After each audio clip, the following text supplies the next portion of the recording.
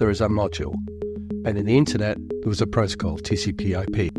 Once that modularity came in, you could then connect servers together and blah, blah, blah. Well, the same thing happened with container shipping. Once you had a module, container, trade became much easier. That needs to happen with energy. And I think the car battery might be the sort of the module that people then can plan for that capacity being brought onto the grid. I don't want to go back to nature and sitting in a cave and dying at 40. Yes, we want to have more contact with nature than we had in the industrial era, not have damage our environment. But the only way to do that is to go forwards. It's the moment I saw the first web browser was like the moment I saw ChatGPT. I thought the world's different now.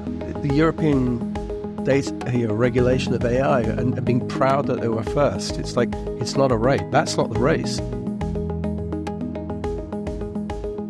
Politicians across Britain and Europe often like to tout the importance of technology and innovation in their speeches. However, the reality often paints a different picture. There are no European equivalents to Google, Amazon, Meta, or Apple. The European Union appears more interested in regulating AI than innovation, while the likes of the car sector are facing serious threats from China. Europe's economy has also slumped in recent years and faces some serious demographic challenges. Welcome back to the IEA Podcast.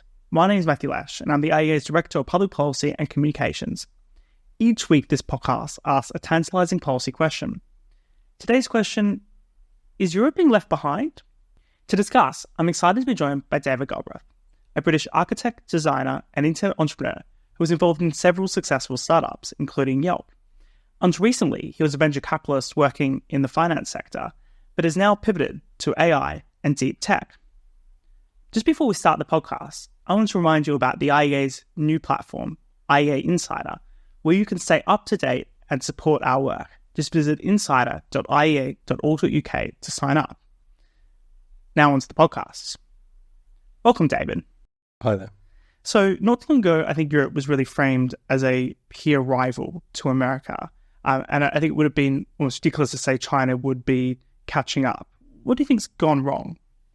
Well, Europe's model, which was a great model, which was basically to reward endeavour to a certain extent and to not punish bad luck through a massive welfare state.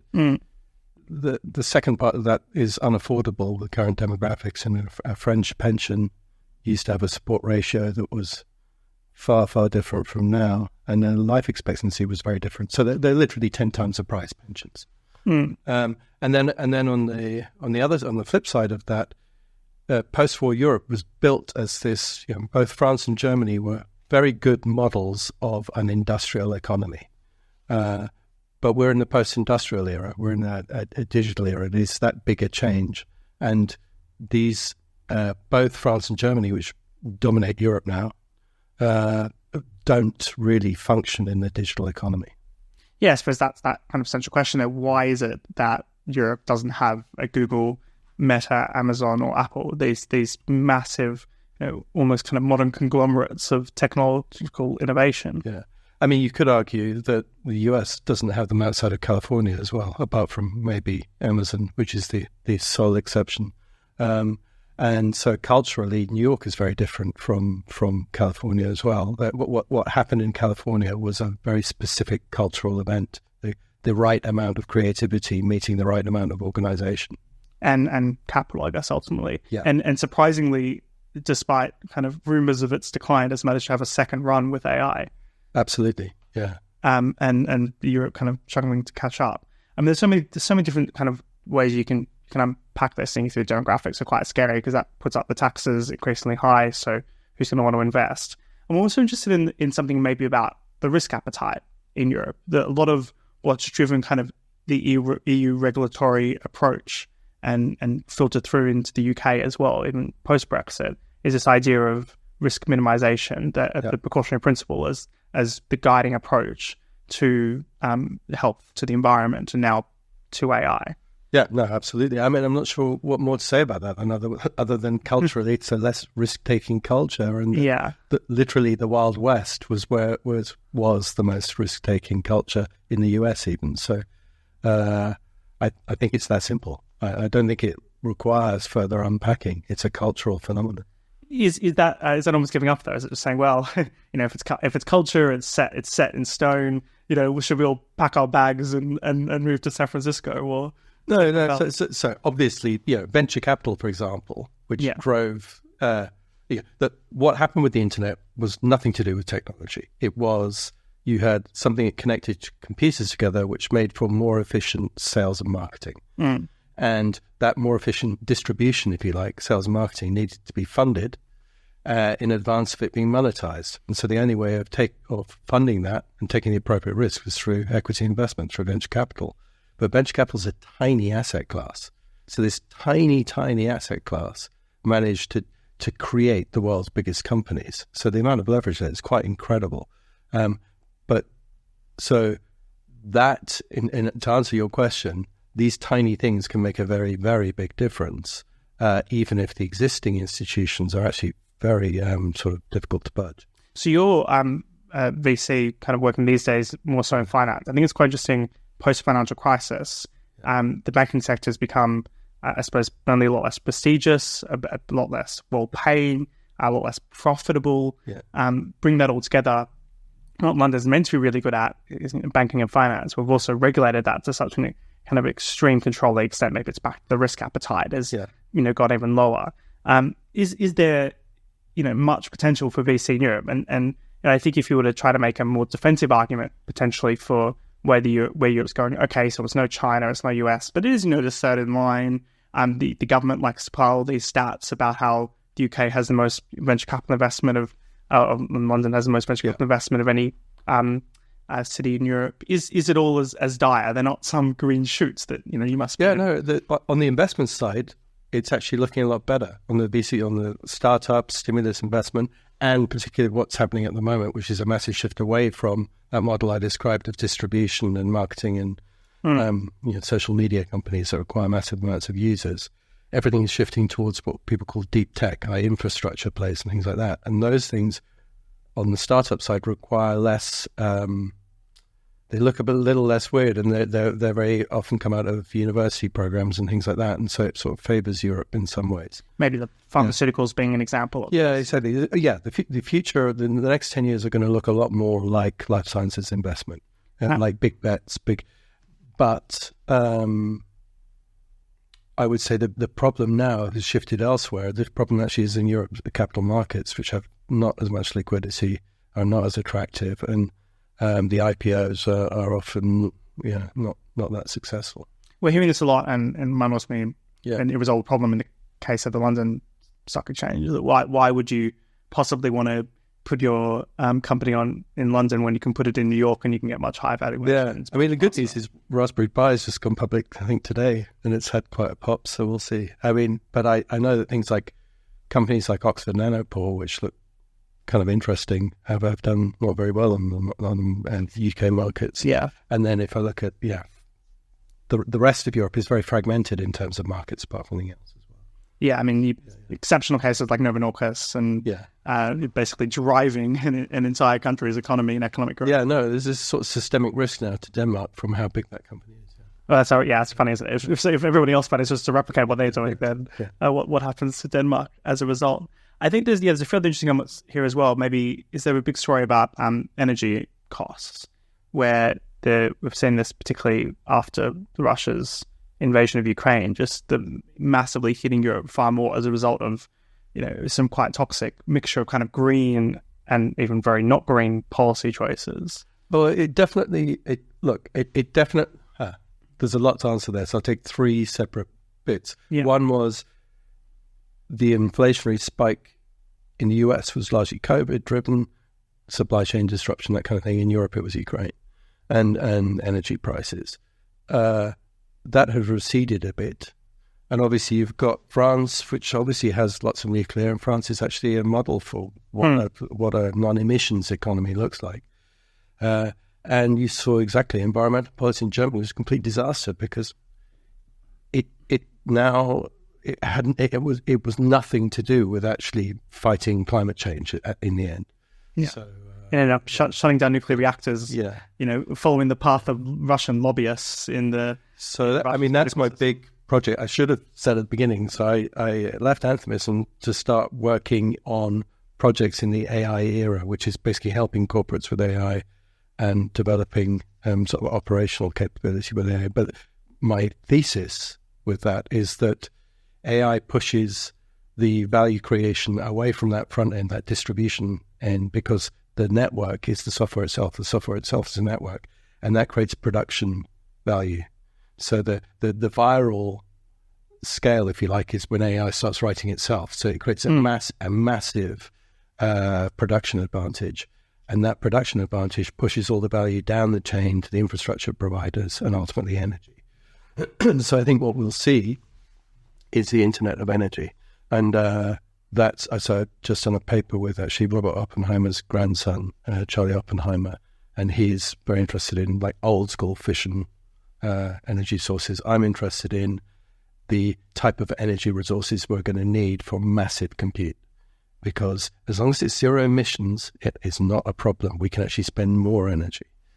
This is the question of how does humanity prosper in the context of environmental challenges, and it's a function of either can you reduce our demand for energy, or can you get the energy in a relatively cheaper and greener way. I mean, it's quite interesting. The UK's got big problems with the electricity grid at the moment. And not only does the planning system prevent data centers from being built, but also just the lack of access to energy and lack of planning around So you're seeing the perfect storm. I think Elon Musk pointed this out. We're going to see a shortage of transformers. We're going to then see sort of problems in the grid.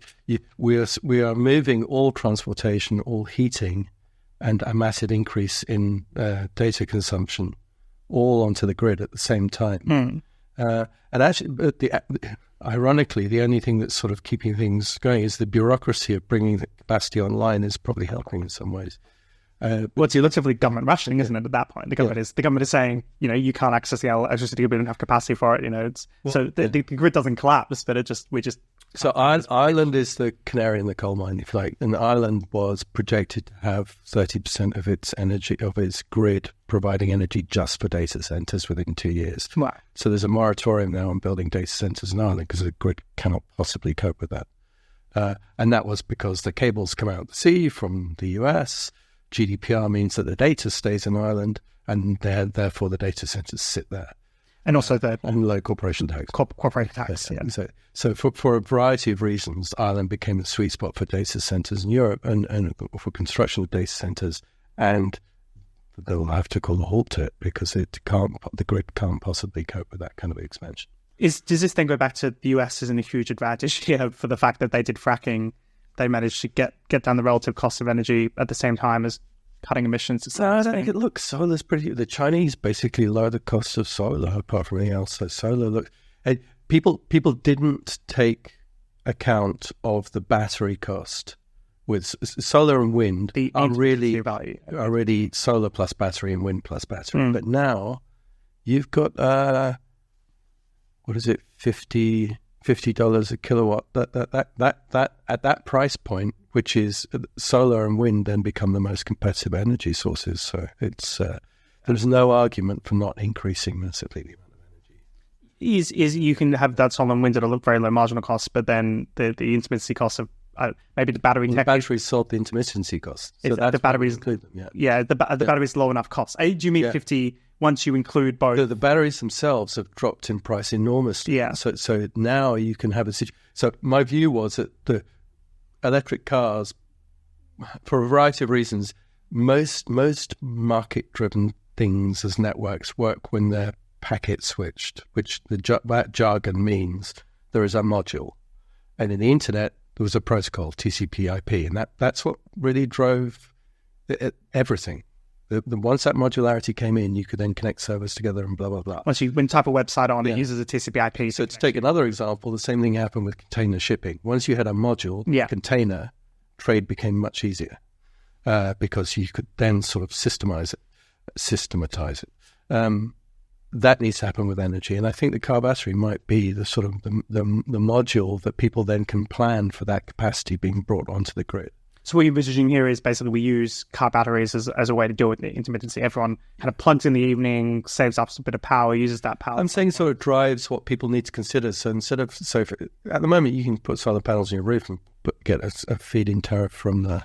I'm not an expert in this, but I'm interested in it. Yeah. And at the moment, an individual can put X excess capacity in the grid. But if you're going to bring a lot of solar power onto the grid, you've got to do it carefully, and you have to speak to people, and there's a lot of paperwork for that, and it takes forever.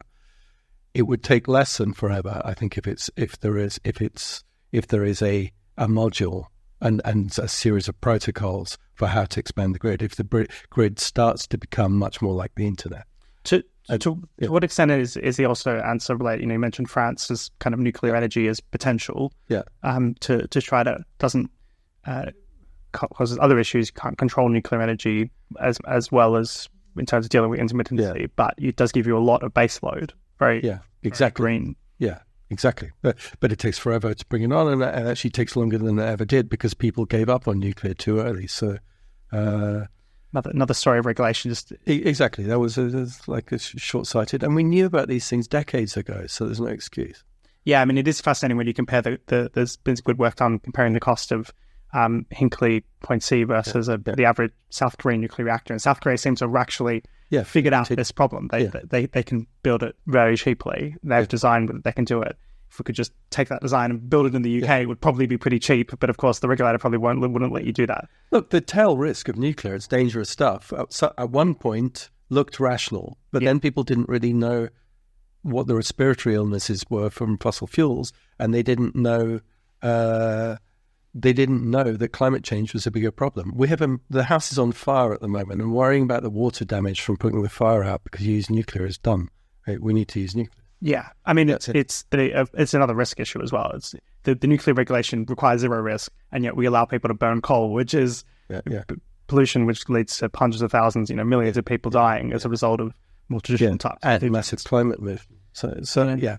Look, I wouldn't like to sort of say I'm an expert in this, other than what I can bring to the table here is an understanding of what an internet-like network looks like, and this should become a reality in the internet, and it also now plays into where it's the foundation of AI. Is we're going to need the energy to provide the data sources. And stepping back to other kind of deep tech bets, so data centers, energy and electricity. What else is on your mind? So I'm helping actually UK chip, even now US chip startup, ultra low energy AI dedicated chip based on. My father used to be a physicist, so I've always been obsessed with physics. And I met this guy and said, you mean Landau? It's an obscure sort of physics problem because I'm interested in entropy and energy and all these things. He said, yeah, that's exactly what we're working on. So these guys have something very, very interesting in terms of chip technology, which solves for both problems, i.e. the energy cost.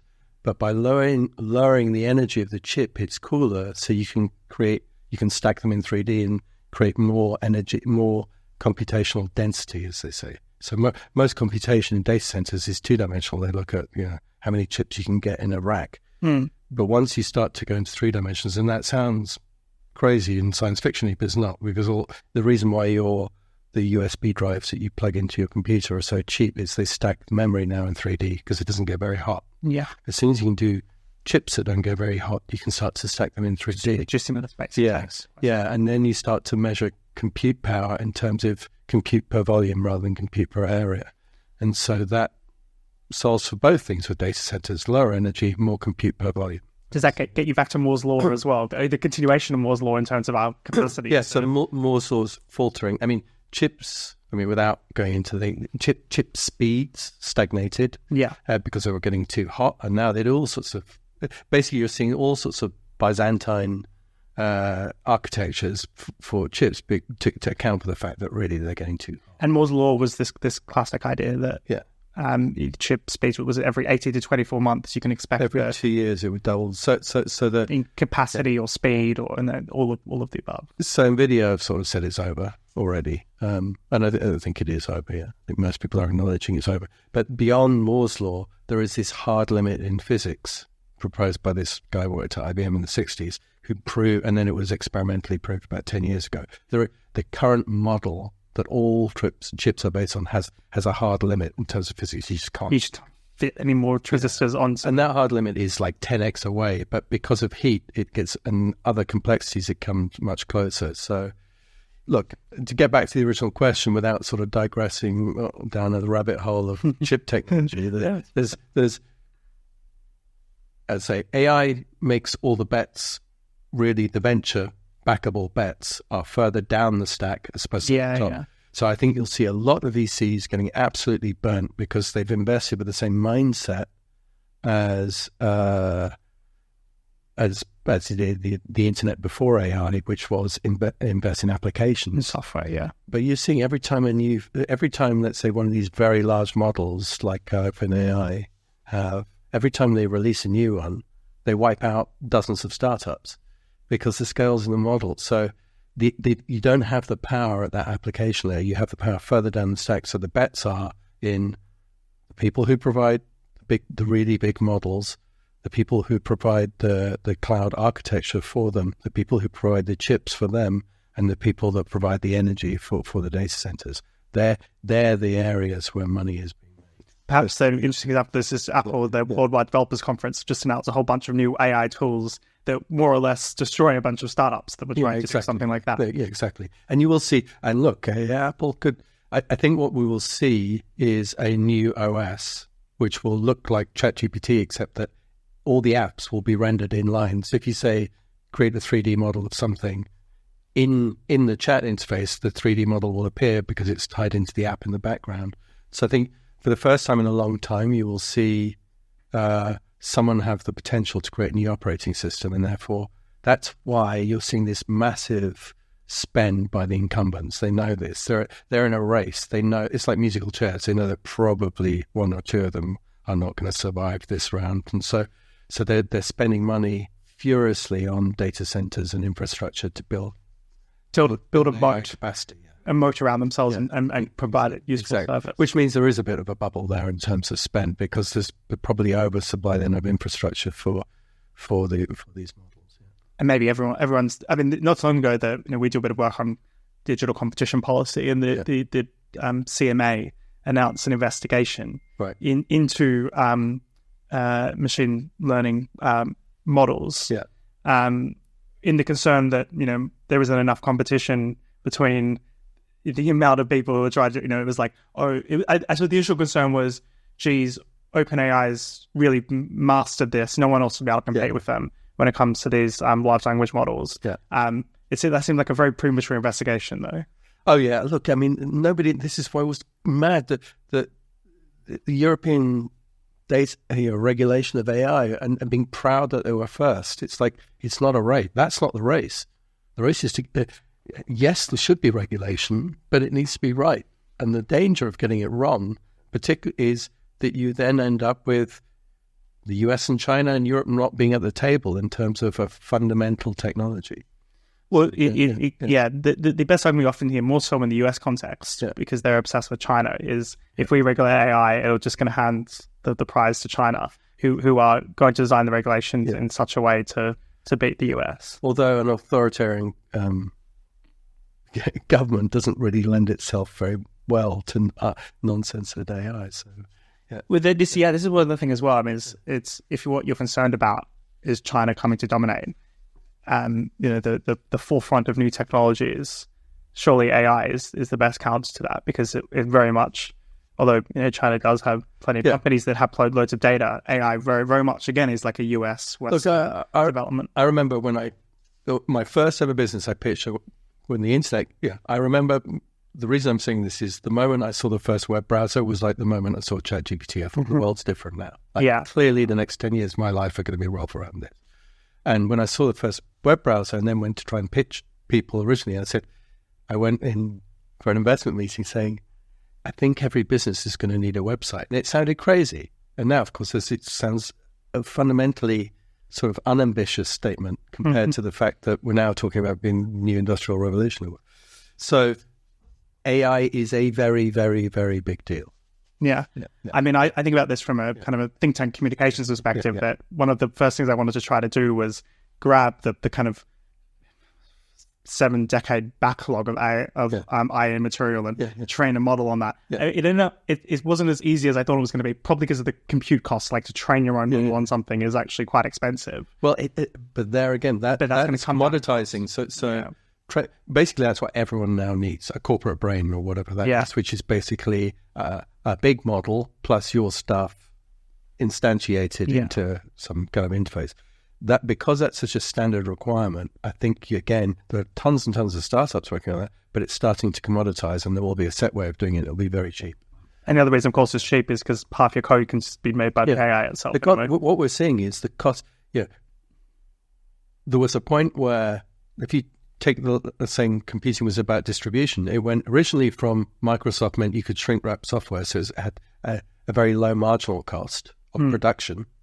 Then you had an almost zero cost of distribution in terms of production when you put things on the internet. And now you're seeing zero cost of production, i.e. producing Windows doesn't cost anything.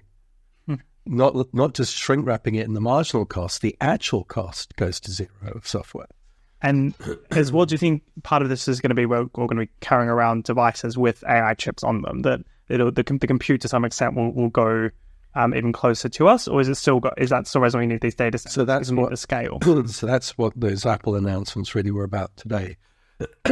Apple realized so all of the Apple, various others, they have they're called neural processing units.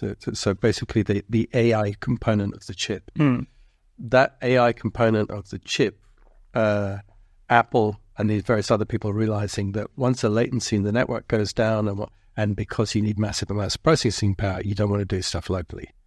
So you end up passing it back up to the cloud, and that's why Apple were, well, we've got to make it secure. So they made a big song and dance about it being secure, and then if you saw Elon Musk sort of figured out, but you've done a deal with OpenAI, so all that smoke and mirrors about security may be irrelevant if you're just passing out OpenAI.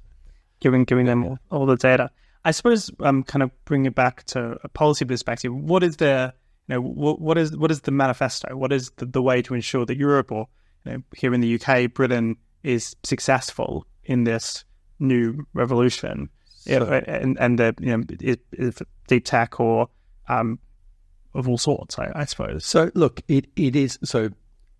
The bets are bigger, but as risky. So the mistake to make now would be to think, the size of the bets are like private equity, but because it's deep tech, it's fundamentally less risky. No, it's just as risky as internet investment, but it needs private equity style investment, or even sovereign wealth fund style investment, alongside government probably, and a way to leap. And the subsidies are there in the US. The fiction that it was a pure free market environment in the west coast of the US for the internet is, they were built on former military bases. Most of the initiatives were government initiatives, and then the free market kicked in. And now you're seeing actually that come full circle with SpaceX, where basically the government is realizing that they can now leave it to the private sector and actually get a much cheaper, better production from something like SpaceX than they can from NASA. Is there a big risk of failure here? As in we hear this quite a lot in the UK, that you need an industrial strategy, and you just need to effectively, the state should make some bets. It seems that in my mind there is a big risk that they make the wrong bets or make a series of poor bets. It's probably best to leave things to the private sector in terms of those bets, but create the right environment for those bets, for enough of those bets to happen. Yeah. And enough risk appetite, like you say. What you don't want is this sort of model of, this plays safe. No, they've got to be really, really bet on the new OpenAIs or whatever. Yeah. And this stuff is possible. You're seeing, look, I mean, as of today, in the UK, there are some good stories. Like, ARM is now worth, ARM is mostly owned by the Japanese, but ARM is still pretty much, you could say it's a British company. And Google DeepMind, British company. And ARM is now worth more than Intel, which is partly to do with, it's partly not necessarily just a positive story about ARM, but a negative story about Intel. But nevertheless, it's kind of an amazing thing. So and like you say, DeepMind. Look, London is going to be a centre for AI because the people are here. Both now, you've got both Microsoft initiatives through former DeepMind people and Google, and some of the world's best AI minds are in London at the moment. So even although they're within the within the confines of US hyperscalers, I think is the current term. It will make a difference. Yeah, the talent is here. There's no problem with talent in the UK and even the rest of Europe either, like Mistral in Paris, for example. Yeah. It's interesting as well that the UK, at least so far, hasn't taken the EU approach when it comes to AI regulation. I think that's very liable to change very quickly, particularly a Labour government will want to do some kind of an AI Act. I mean, I've sat in meetings with someone saying, there's going to be an AI Act. And you say, what's in there? They say, I don't know. Which is kind of hilarious. You're regulating something like almost for the sake of regulating it rather than that was because you have a goal. Completely daft about it. Look, some of the things weren't totally daft, and even the sort of most free market evangelists like Elon Musk are saying, you do need regulation, of course you do, but just don't rush it. Like the rush now is don't extinguish the fire at the point where there's no sparks yet. There's no fire to put out yet. So, and then people the doomers are, it's going to be too late. Well, it's also going to be too late if we don't have this stuff. And it could cause more damage to humanity. Yeah, for example, my big back to the energy thing is we natural systems are computationally irreducible. The only way we can, you've seen it takes a supercomputer to create the weather forecast 3 days in advance. To solve climate change, we need massive amounts of computation. And AI will be the only thing that possibly takes the process to another level. And so the only way we can help our environment is by having this progress in technology. And you could probably apply the same principle to pharmaceuticals and keeping people alive and solving cancer. It's all bad. Yeah, that's all. And we know there are good and bad things, but in general, the idea that the paper I wrote is called Forward to Nature, and it's this idea that we don't want to go back to nature and sitting in a cave and dying at 40.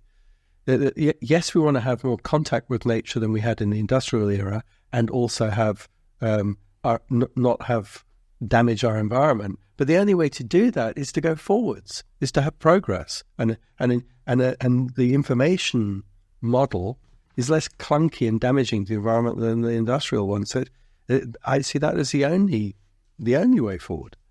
Well, David Galbraith, thank you so much for joining the IEA podcast. It's been an absolutely fascinating and wide-ranging discussion. If you are enjoying the IEA podcast, please do subscribe on your chosen podcast provider.